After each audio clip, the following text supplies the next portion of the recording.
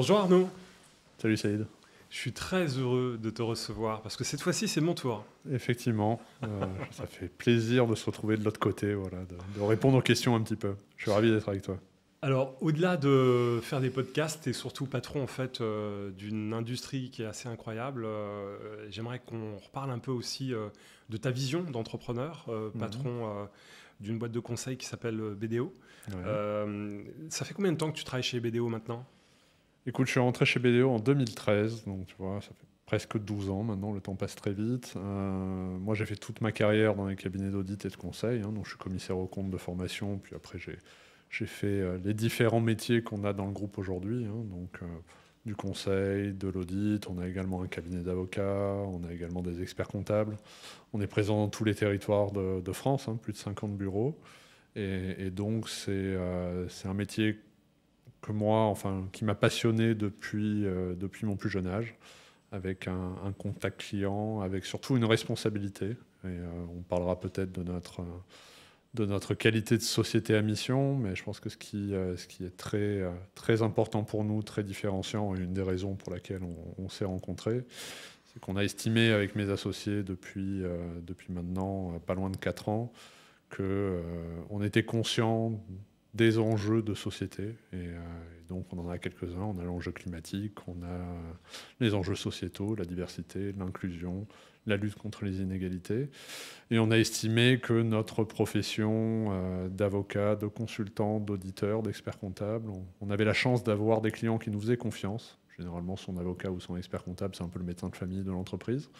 Et que donc, on avait un rôle à jouer pour lutter contre ces inégalités, pour lutter contre le changement climatique. Et donc, aujourd'hui, c'est ce pourquoi on fait nos métiers. Donc c'est un cabinet qui est en croissance, hein, et dans le Ouais, cadre de cette croissance, vous avez décidé d'installer en fait une politique diversité, inclusion d'une manière très claire. ouais. C'est loin d'être évident dans les cabinets de conseil d'une manière plus globale. Mmh. C'est sans doute lié à ta vision en tant qu'entrepreneur. On ne peut pas mettre en place de vision d'ouverture s'il n'y a pas de croissance. C'est un lien qui est assez naturel dans ton esprit, je crois. Oui, absolument, en fait. On a essayé de jouer sur deux axes. C'est de se dire une entreprise doit faire de la croissance, globalement. Enfin, on reste une entreprise, on a des actionnaires, des parties prenantes, des collaborateurs. Il faut qu'on crée de la valeur pour l'ensemble de ces parties prenantes. Et cette valeur, elle passe par de la croissance. Sauf qu'on s'est posé la question de dire, mais finalement, que ce soit aujourd'hui et surtout demain, la seule manière à terme de faire de la croissance et d'assurer la pérennité d'une entreprise, c'est d'adopter des pratiques durables.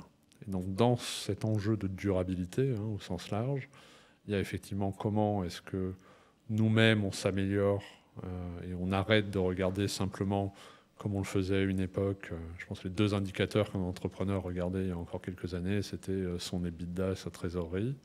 Et on a estimé qu'en fait, il fallait qu'on rajoute un volet de performance extra-financière qui était notre bilan carbone, le niveau de parité dans nos organes de gouvernance et dans nos équipes, et les sujets de diversité et d'inclusion. Et il est vrai que dans nos métiers, si je devais faire une critique, on a eu au fil des années l'habitude de reproduire des générations de consultants, d'auditeurs, qui étaient finalement les mêmes. Alors des gens très compétents, qu'on continue d'intégrer dans notre cabinet, mais qui, malgré tout, voilà, avec un peu une entreprise qui était fermée sur elle-même et qui reproduisait des générations de consultants et d'auditeurs.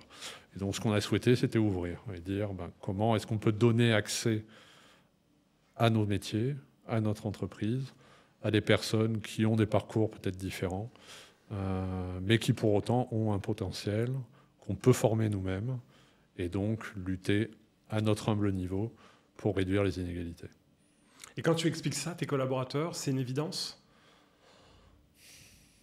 Je l'espère aujourd'hui, disons, mais c'est quand même malgré tout voilà, quelque chose sur lequel il faut toujours communiquer, il faut toujours expliquer.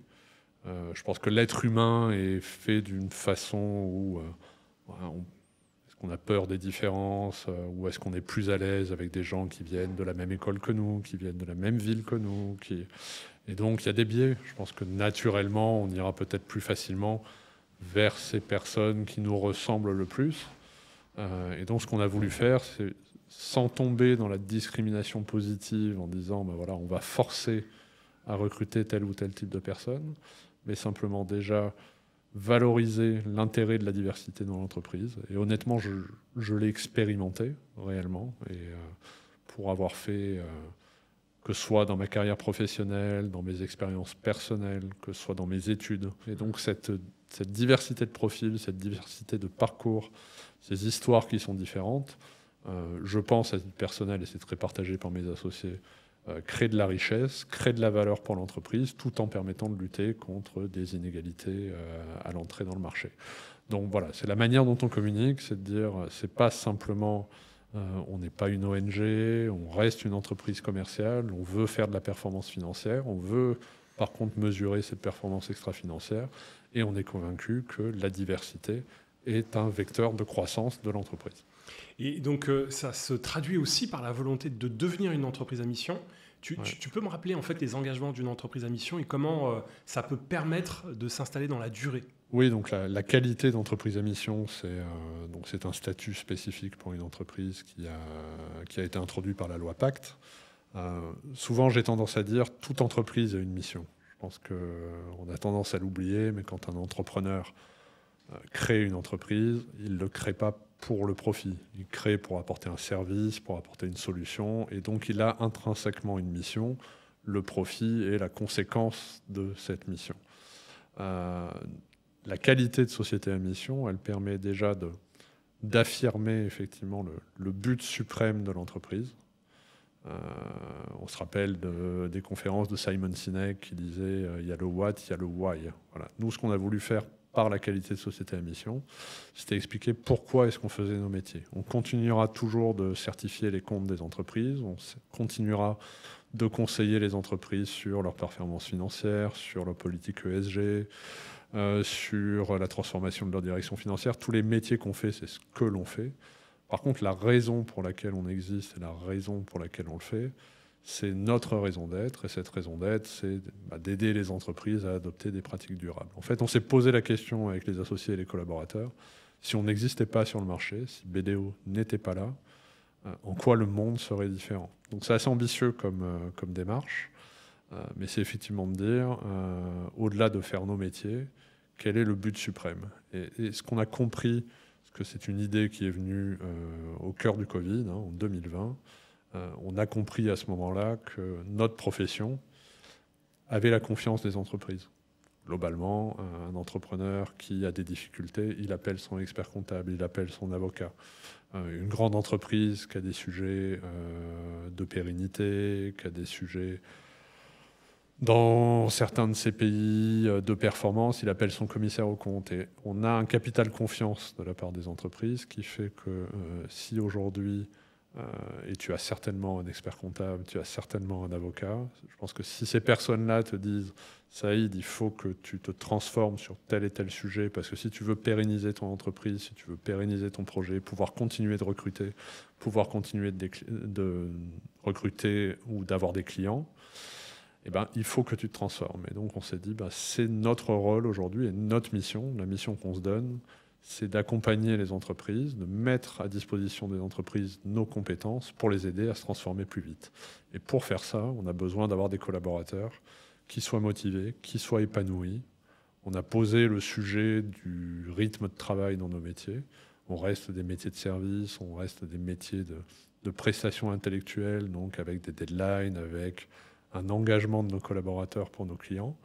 Pour autant, le rôle d'une entreprise aussi, c'est de s'assurer que ses collaborateurs s'épanouissent, développent leur employabilité et un équilibre vie pro, vie perso qui soit suffisant. Et donc, c'est ce qu'on a inscrit dans nos statuts. Et donc, en face de cette raison d'être, on a mis 5 objectifs qui vont de notre propre performance environnementale, qui vont de l'insertion dans les territoires. On est très attaché à nos 50 implantations et on pense qu'on a un rôle à jouer dans le dynamisme des territoires.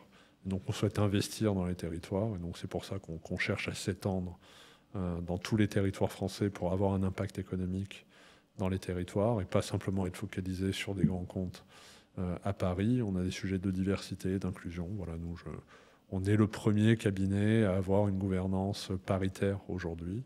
Et c'est un sujet sur lequel réellement on travaille.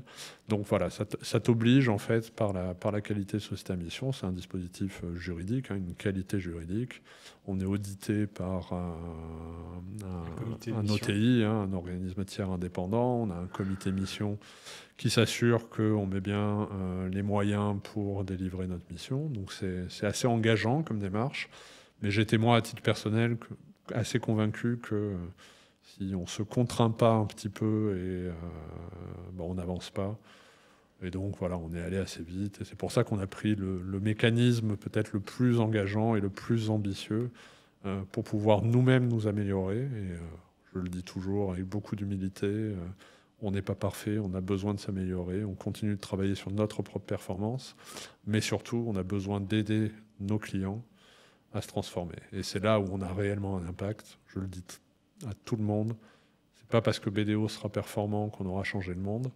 Par contre, si on a amené nos 35 000 clients dans tous les territoires français à se transformer, à réduire leur bilan carbone, à être plus inclusif, à avoir des équipes plus diverses et à investir dans leur territoire, là, on peut avoir un impact qui est décuplé.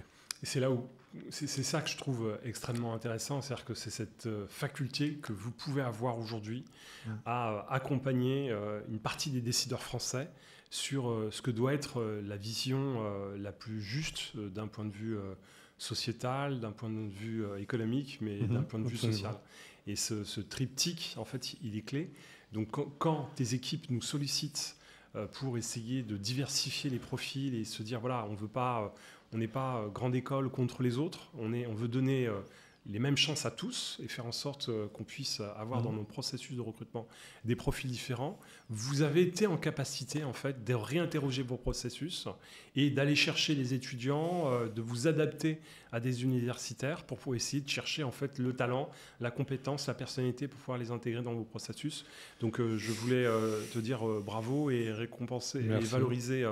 pas valoriser, mais je voulais vous dire bravo et dire chapeau bas à toutes tes équipes RH qui sont en fait véritablement dans le concret sur ces questions-là.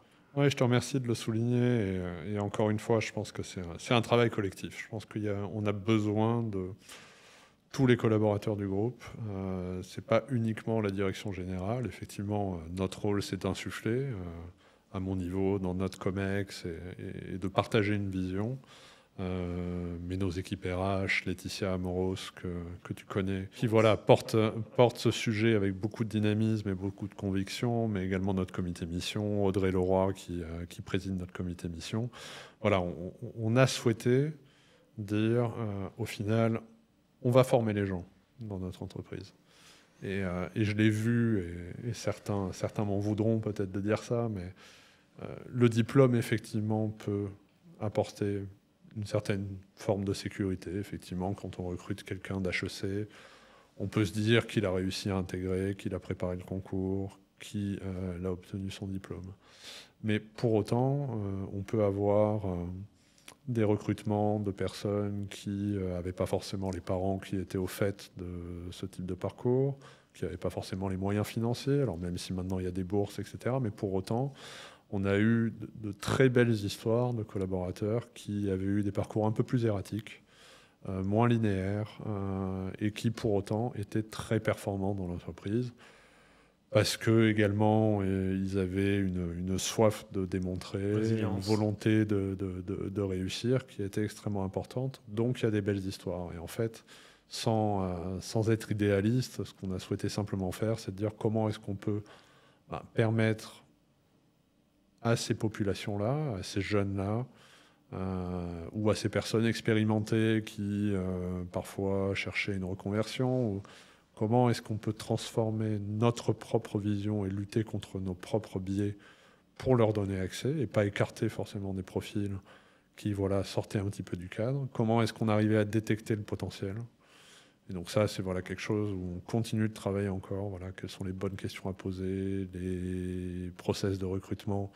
Comment est-ce qu'on peut arriver à détecter pour un poste donné réellement les qualités qui feront que la personne arrivera à performer chez nous, indépendamment de son diplôme ou de son parcours ou de ses origines ou de son genre. Voilà. Et donc c'est le fruit de notre engagement notamment au sein du sommet de l'inclusion économique, de dire, voilà, si nous, on peut le faire, amenons nos clients, amenons les entreprises à s'engager. Moi, je suis assez convaincu que de toute manière, les entreprises doivent s'engager. L'État peut faire des choses, peut donner un cap, peut fixer un certain nombre de règles. Le citoyen individuellement peut faire énormément de choses. Néanmoins, là où on passe nos journées et le véhicule de cohésion sociale reste l'entreprise. Et donc, on a besoin d'avoir des entreprises engagées. Et c'est, tu le sais, notre signature de marque, passionnément engagée. Ouais. C'est super.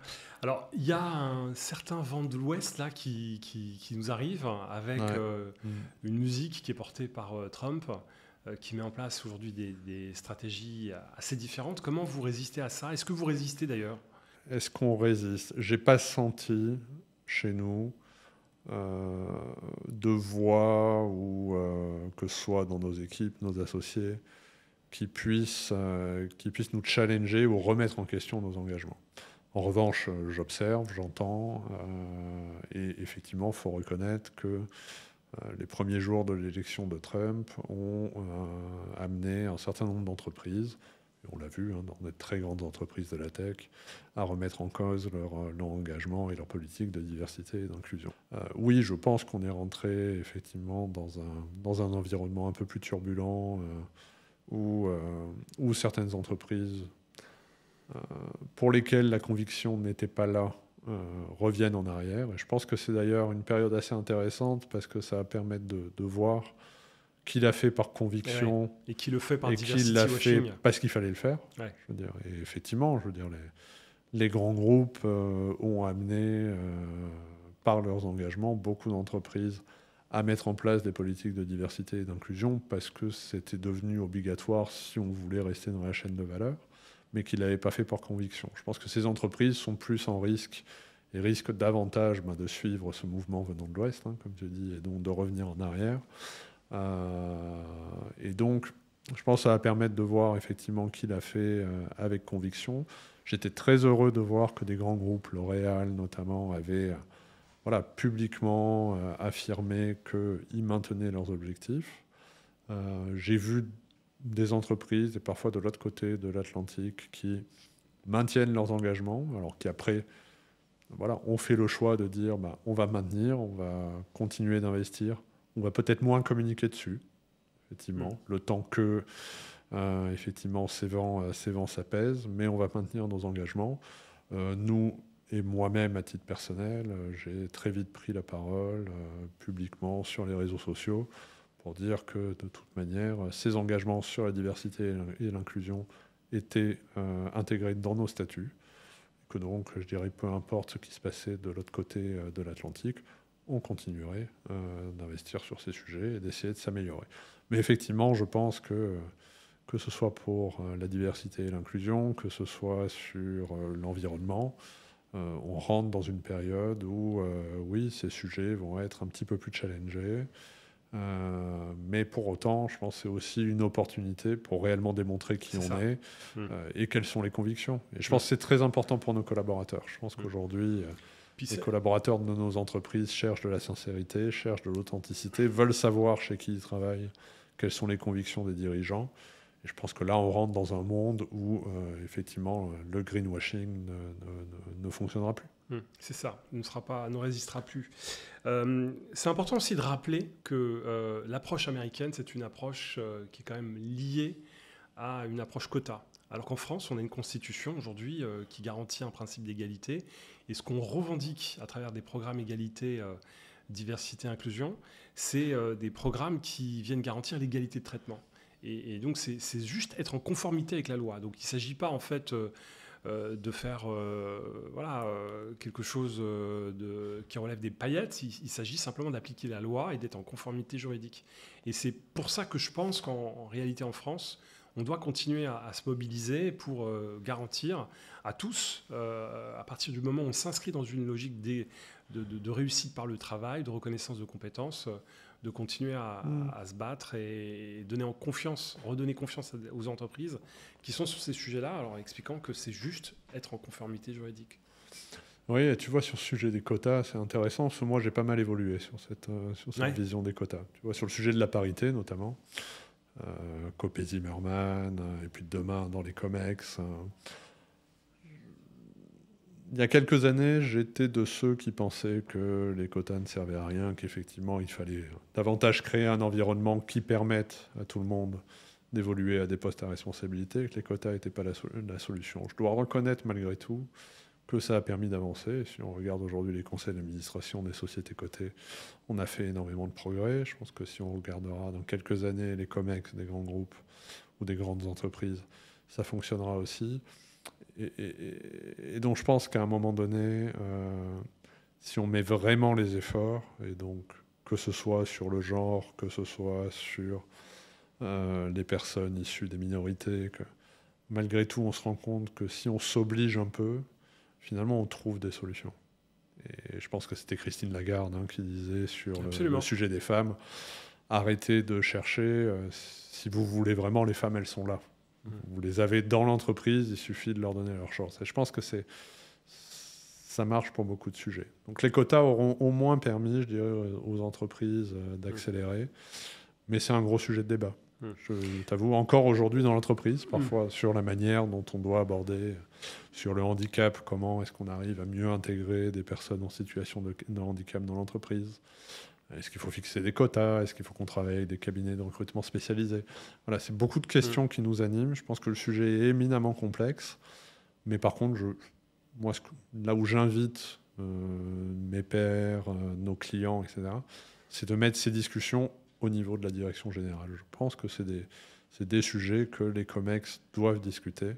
Comment est-ce qu'on fait pour que nos entreprises permettent de lutter contre les inégalités? Voilà. Chacun doit avoir sa chance, indépendamment de son genre, de son origine ou de sa situation propre. À compétences égales, en fait. La logique des quotas que tu défends, c'est un quota lié évidemment sur les facultés, les aptitudes, évidemment, les compétences de l'individu. Évidemment. Ouais. Mais quand on veut recruter, moi typiquement sur le sujet de la parité, je pense assez sain de dire, quand on recrute à un poste à responsabilité, proposez-moi un homme, proposez-moi une femme, systématiquement. Et après, on choisira celui qui a le plus de compétences. Mais je pense que c'est important, effectivement, que les entreprises s'emparent du sujet, mettent en place des process, et puis luttent de façon régulière, insufflent des politiques, un état d'esprit qui permettent à chacun de s'épanouir. Alors, tu sais que cette année, on repart dans une nouvelle édition du Sommet de l'inclusion économique qui aura lieu le 27 novembre prochain au ministère de l'économie. On a fait un choix, c'est d'aller sur la thématique de l'international. C'est aussi pour répondre à tous ces détracteurs qui sont dans d'autres pays et qui estiment que la diversité peut poser un problème. Nous, on veut expliquer et démontrer le comment du pourquoi, comment aujourd'hui des binationaux peuvent être facteurs en fait, de création de richesse, comment des entreprises qui partent à l'international peuvent aussi se doter de ces compétences, comment ces entreprises qui viennent investir en France peuvent aussi aller chercher d'autres profils, et notamment les minorités ethniques, les minorités culturelles, les profils binationaux. Voilà, comment les investisseurs doivent aussi challenger leur participation sur ces questions-là. Donc c'est des vrais sujets qui permettent à la fois en fait d'enrichir les entreprises, d'enrichir l'individu à travers des expériences nouvelles, mais aussi de faire du bien au territoire et générer davantage de cohésion sociale. Et donc c'est notre conviction et c'est des sujets sur lesquels on veut prendre la parole avec d'autres entreprises. Seras-tu des nôtres cette année ? Évidemment, on sera encore là. Je pense que nous, on s'inscrit dans le long terme. C'est des choses qui nous tiennent à cœur. Tu sais, on est un réseau international, on est présent dans 160 pays. Donc, c'est des discussions que j'ai aussi avec mes homologues dans les autres pays. Une de mes associées qui porte ces sujets en France est en train de prendre des responsabilités à l'international pour faire en sorte que les autres pays du réseau BDO suivent dans cette démarche d'avoir des sociétés plus performantes sur ces sujets-là, plus inclusives, plus diverses. Donc, je pense que c'est un très bon sujet. Je pense qu'il ne faut pas... Enfin, la France, on reste une économie mondialisée avec des clients à l'international, avec des fournisseurs à l'international. Et donc, je pense que là où la France peut là aussi rayonner. C'est pas uniquement sur ses savoir-faire techniques, sur sa capacité à exporter des services, mais également sur la capacité à démontrer qu'on peut arriver à concilier performance économique et impact sociétal fort. Et donc aller à l'international pour cela est quelque chose qui s'inscrit parfaitement dans notre démarche. Donc oui, on sera encore là. Derrière cette volonté d'être plus inclusif dans vos processus de recrutement, vous avez fait un autre choix pour renforcer en fait la vision que vous défendez, c'est de vous équiper du premier baromètre diversité et inclusion en interne. Oui, absolument. Absolument, on était, et on l'avait annoncé lors du précédent sommet. C'était, je pense, un choix assez audacieux. Déjà parce qu'on était dans les premiers à le faire, et c'est quelque chose qui nous ressemble assez bien. Et puis surtout parce que je pense que moi-même je suis biaisé. Je pense que je peux parler avec toi, je peux parler avec des clients pour dire bah oui, BDO, on fait des choses, oui, BDO, on est une entreprise qui prône la diversité, on est une entreprise inclusive, voilà, chacun a sa place chez nous. Mais en fait, ça ne se décrète pas. Je pense qu'un directeur général, un président, une équipe de direction, enfin, la diversité et l'inclusion ne se décrètent pas. Je pense que sur ma table ronde, lors du sommet, je l'avais dit de cette façon. Ça ne se décrète pas. Et donc, qui de mieux que nos propres collaborateurs pour répondre à cette question-là? Et donc, effectivement, on a fait ce choix-là, c'est de leur donner la parole et donc de les questionner sur, vous, dans votre quotidien, est-ce que vous estimez que BDO est une entreprise inclusive? Est-ce que vous estimez que vous faites l'objet de discrimination? Voilà. Comment est-ce que vous ressentez finalement l'environnement de travail? Et donc avec toute une série de questions, d'arriver à mesurer le véritable niveau de diversité et d'inclusion de BDO France et de se confronter à ça. Je pense que voilà, c'était aussi... faire preuve de courage, de pas simplement dire nous, COMEX, dirigeants, associés, on estime que, mais plutôt dire voilà, dites-nous, collaborateurs, comment est-ce que vous vous sentez chez nous, de se confronter à ce diagnostic pour pouvoir prendre les bonnes mesures, mettre en place les bonnes politiques et les bonnes actions. Tu as été surpris des résultats ? Sur certains aspects, oui.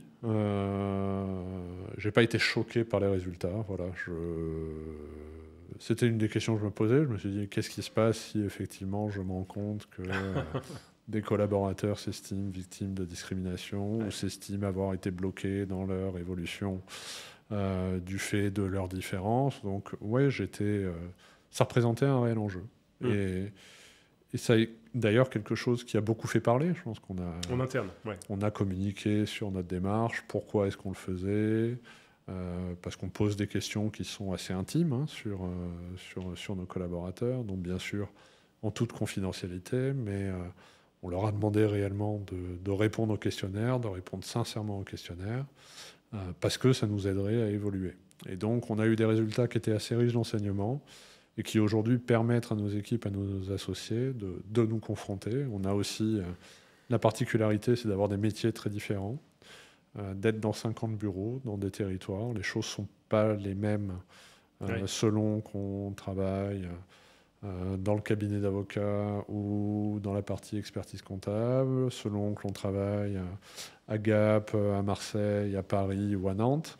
Donc c'est ça qui était aussi intéressant, c'était de voir réellement où est-ce qu'on pouvait le mieux travailler pour avancer et d'ajuster du coup notre politique. Donc j'invite les entreprises à le faire, je pense que c'est un bon exercice, c'est très concret, ça donne la parole aux collaborateurs, ça permet aussi de concrétiser certains engagements.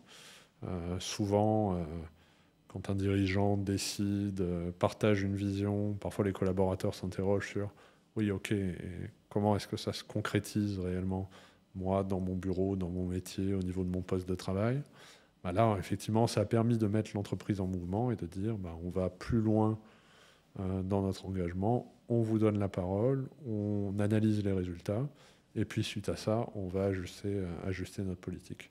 Donc on est très fiers de l'avoir fait, je pense que c'était courageux. Là aussi, nos équipes ont fait preuve de courage et de diligence. Et encore une fois, ça nous permettra de nous améliorer.